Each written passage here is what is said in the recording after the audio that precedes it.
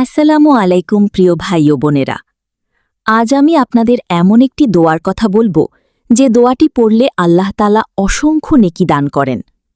অনেক আলেম বলেছেন এই দোয়ার ফজিলত এত বেশি যে অল্প সময়ে হাজার হাজার নেকি অর্জন করা যায়। তাহলে চলুন জেনে নিই সেই দোয়াটি এবং এর গুরুত্ব। দোয়াটি হল লা ইলাহা ইল্লাল্লাহু ওয়াহদাহু লা শারীকা লাহ, লাহুল মুলকু ওয়া লাহুল হামদু ওয়া হুয়া আলা কুল্লি শাইইন কাদির।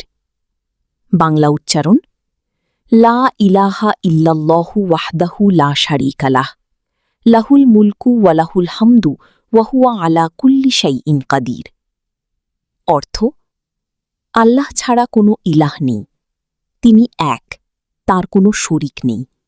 রাজত্ব তাঁরই, সমস্ত প্রশংসা তাঁরই, আর তিনি সবকিছুর উপর ক্ষমতাবান।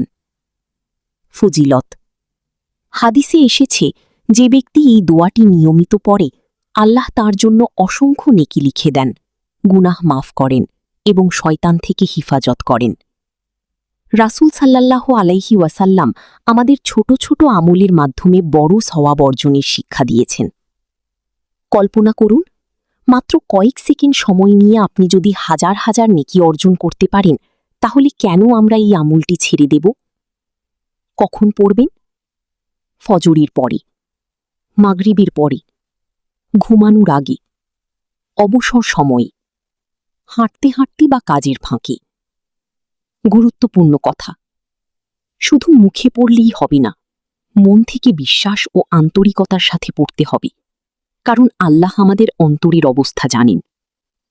শেষ কথা, প্রিয় ভাই ও বোনেরা, দুনিয়ার কাজ করতে করতে আমরা অনেক সময় নষ্ট করি, অথচ অল্প সময়ে যদি এত নেকি অর্জন করা যায়, তাহলে আজ থেকেই এই দোয়াটি নিজের জীবনের অংশ বানিয়ে নিন। ভিডিওটি ভালো লাগলে লাইক, শেয়ার ও ফলো করতে ভুলবেন না। আল্লাহ আমাদের সবাইকে বেশি বেশি নেক আমল করার তৌফিক দান করুন। আমিন।